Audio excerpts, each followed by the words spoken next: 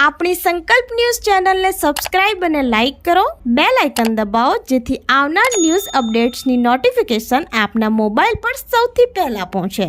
Like, subscribe and share the video. નમસ્કાર દર્શક મિત્રો, હું છું પૂજા ટંડેલ. સંકલ્પ ન્યૂઝમાં આપનું સ્વાગત છે. સમાચારની શરૂઆત કરતા પહેલા એક નજર આજના મુખ્ય સમાચાર ઉપર. વલસાડના કાંઠા વિસ્તાર બાગલ ગામે ફરી દીપડો દેખાતા ખેડૂતો સ્થાનિકોમાં ભયનો માહોલ. સ્થાનિકોએ દીપડાનો વિડીયો મોબાઈલમાં કેદ કરી વન વિભાગને જાણ કરી. વલસાડના કાંઠા વિસ્તારમાં દીપડો ફરી દેખાતા પશુપાલકોમાં અને સ્થાનિક લોકોમાં ચિંતાનો વિષય બન્યો છે. વલસાડ તાલુકાના ભાગલ ગામે દીપડાની હાજરીના વિડીયો સ્થાનિક લોકોએ પોતાના મોબાઈલમાં દીપડાને કેદ કર્યા હતા. ખેતર વિસ્તારમાં દીપડો દેખાવાની ઘટનાને લઈ ભાગલ અને આસપાસના વિસ્તારમાં આવેલા ગામડાઓમાં ખેડૂતો અને પશુપાલકોમાં ભયનો માહોલ જોવા મળ્યો છે. ઘટનાની જાણ ગામના સરપંચ અને વન વિભાગને સ્થાનિક ખેડૂતોએ કરી હતી. વન વિભાગની ટીમને જાણ કરવામાં આવતા વન વિભાગ તાત્કાલિક સ્થળ ઉપર પહોંચી સરપંચ અને ખેડૂતો મારફતે દીપડાની હાજરીની ચકાસણી કરવામાં આવી હતી. બીજી વાર આ વિસ્તારમાં દીપડો દેખાવાને લઈ વિસ્તારમાં ભયનો માહોલ ફેલાયો છે. વન વિભાગ દ્વારા તાત્કાલિક ધોરણે કામગીરી હાથ ધરવામાં આવે તેવી માંગ ઉઠી રહી છે.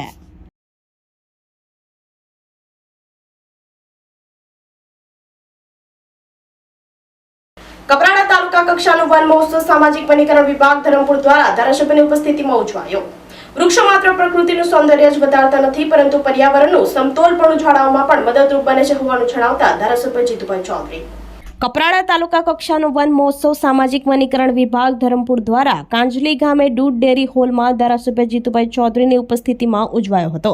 ધારાસભ્ય જીતુભાઈ ચૌધરીએ પોતાના સંબોધનમાં જણાવ્યું હતું કે આજના સમયમાં પર્યાવરણ સંકટ વૈશ્વિક સ્તરે ગંભીર બન્યું છે. કોરોના જેવી મહામારી દરમિયાન દરેકને વૃક્ષોનું મહત્વ સમજાયું હતું કારણ કે તે જીવનદાયી ઓક્સિજન આપે છે. તેથી દરેક નાગરિકે ઓછામાં ઓછું એક વૃક્ષ જરૂરથી વાવવું જોઈએ. તેમણે વધુમાં ઉમેર્યું કે વૃક્ષો માત્ર પ્રકૃતિનું સૌંદર્ય જ વધારતા નથી પરંતુ પર્યાવરણનું સંતુલનપણું પણ જાળવવામાં પણ મદદરૂપ બને છે.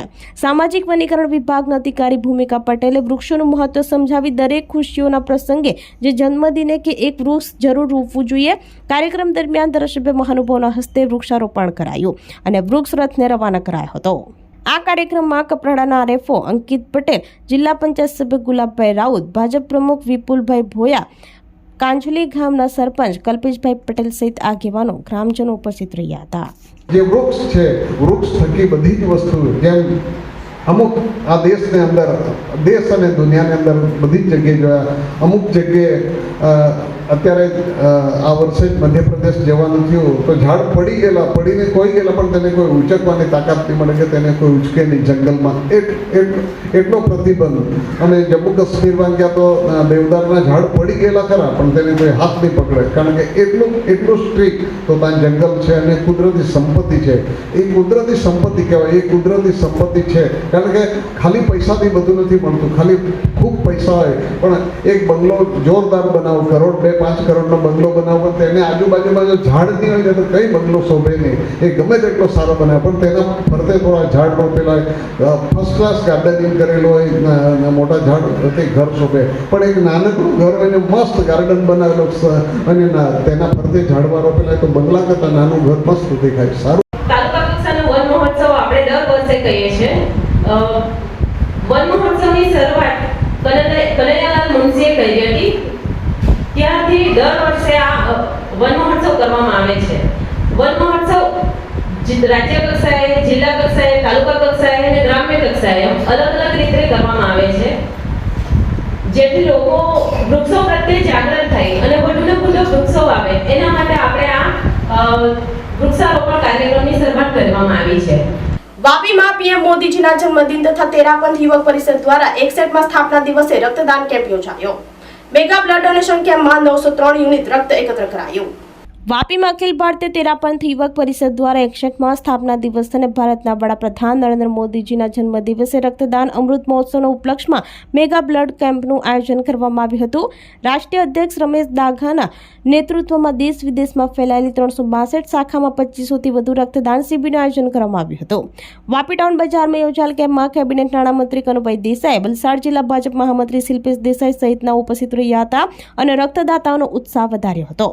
આ રક્તદાન રક્તદાન શિબિર વાપી, સેલવાસ, દમણ, ધરમપુર અને પારડી સહિત 17 સ્થળોએ યોજાઈ હતી. વાપીમાં Terapanth Bhavan, KBS college, Vapi town market, કુંટા એમ અલગ અલગ સ્થળોએ કેમ્પનું આયોજન કરવામાં આવ્યું હતું. આ મેગા બ્લડ કેમ્પમાં 903 યુનિટ રક્ત એકત્ર કરવામાં આવ્યું હતું. કેમ્પને સફળ બનાવવા માટે રમેશભાઈ કોઠારી, સંજય भंडारी ने तेरापंथ युवक परिषद की टीम द्वारा भारे जहमत उठावવામાં આવી હતી. गुरुदेव की ऐसी कृपा से आज पूरे भारत में तेरापंथ युवक परिषद एक साथ जो गिनीज बुक के अंदर रिकॉर्ड पहले से किया हुआ है तेरापंथ युवक परिषद 3 बार, और आज उसी अपने रिकॉर्ड को तोड़ने जा रही है तेरापंथ युवक परिषद पूरे भारत शहर के अंदर. और वापी के अंदर भी तेरापंथ युवक परिषद 17 जगह कैंप लगाकर पूरा अपना सहयोग दे रही है. ये सब गुरु कृपा है. और ये मानव सेवा कल्याण कार्य के अंदर तेरापंथ युवक परिषद हमेशा एक्टिव रही है पूरे भारत के अंदर. और साथ साथ में गवर्नमेंट भारत सरकार का भी पूरा सहयोग हमारी संस्था को मिल रहा है, और मीडिया का सहयोग भी मिल रहा है. आज मोदी जी का जन्मदिन भी है, और हमारे गुरु कृपा से ये ऐतिहासिक कार्य होने जा रहा है. सबके लिए और तेरापंथ युवक परिषद वापी अध्यक्ष, आज हमारे यहाँ तेरापंथ भवन वापी में आकार मोटर्स के ऊपर बहुत बड़ा मेगा ब्लड डोनेशन कैंप रखा है. उसमें हमारे अच्छे यूनिट्स संग्रहित होने की आशा है, और ये पूरे विश्व लेवल पे हो रहा है लगभग 78 कंट्रीज़ में, और लगभग हिंदुस्तान में 7,500 कैंप है. अहमदाबाद में लगभग 75,000 यूनिट कलेक्शन करने का हमारा टारगेट है. सभी संस्थाओं को यहाँ पे हमने जोड़ा है, और अच्छी संख्या में लोग हमारे साथ आ रहे हैं. गवर्नमेंट का, कलेक्टर का, सबका हमें बहुत अच्छा साथ मिला है. सभी हॉस्पिटल्स, ब्लड बैंक्स, सभी कर्मचारी और सभी लोगों ने हमारे कैंप्स के लिए पूरी बहुत मेहनत करी है, जी तोड़ के मेहनत करी है. मैं खाली एक मैसेज देना चाहता हूँ कि कभी भी हमेशा रक्तदान करें, जो भी ज़रूरत है उसको हमेशा रक्त पहुँचाएं. પારડીમાં ડોક્ટરના ઘર પાસે મરઘાનો શિકાર કરતો સાપને જીવદયા પ્રમુખે ઉગાર્યો. પારડીના ડોક્ટર સિદ્ધાર્થભાઈ ઠાકોરના ઘરના પાસે ખુલ્લા પ્લોટમાં સાપે મરઘાના બચ્ચાનો શિકાર કર્યો હતો, જેની જાણ પારડી જીવદયા ગ્રુપને કરતા પ્રમુખ અલી અંસારી સ્થળ ઉપર દોડી આવ્યા હતા, અને જ્યાં જોતા બિનઝેરી સાપ હોવાની જાણ થઈ હતી, જેનું સહી સલામત રીતે રેસ્ક્યુ કરી પકડી લેવામાં આવ્યો હતો.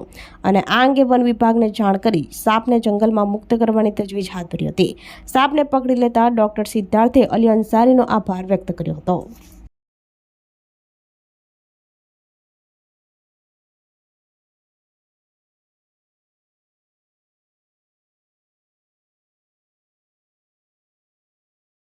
આજરોજ પારડી બાગની પાછળ નૂતન નગરમાં ડૉક્ટર સિદ્ધાર્થ સર, એમની ઓળખાણ જન નથી, તો એમનો ફોન આવ્યો કે એક અમારા પાર્કિંગ બાજુની જગ્યામાં એક સાપ છે. મેં અહીંયા આવીને જોયું તો એક બોવા પ્રજાતિનો સાપ હતો. એણે એક મરઘીનું બચ્ચું રેસ્ક્યુ કરેલું, અને સાહેબ મને બોલાવ્યો. એમ તો હું છે આજુબાજુ એને મારી નાખે, પણ સાહેબનો હું આભાર માનું કે સાહેબ બોલાવીને આ એક સાપનો જીવ બચાવ્યો. અને પારડી તાલુકા, પારડી શહેરમાં જ્યારે પણ સાપની છે, તાત્કાલિક અમારા ગ્રુપને કોન્ટેક્ટ કરવા વિનંતી.